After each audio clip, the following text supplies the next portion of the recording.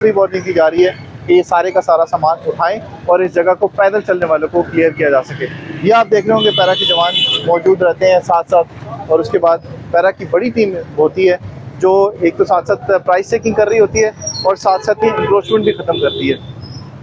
जी, आज आपने देखा कि एनफोर्समेंट ऑफिसर उमर फारूक साहब के साथ जो इतनी सारी टीम थी उसने किस तरह से ऑपरेशन किया। पैरा का काम सिर्फ और सिर्फ इंक्रोचमेंट क्लियर करवाना नहीं है, प्राइस चेकिंग भी है। और आप लोगों ने मोहतात रहना है इस मामले के अंदर कि आपकी अगर अपनी दुकान है तो प्राइस चेकिंग जो है वो किसी भी वक्त हो सकती है, और इस प्राइस चेकिंग में आपको 500 रुपए से लेके 5 लाख रुपए तक जुर्माना हो सकता है। आज के ऑपरेशन के अंदर 21 दुकानें चेक की गई और उन 21 दुकानों के अंदर जो है वो एक तो प्राइस चेकिंग भी चेक की गई और उसके साथ साथ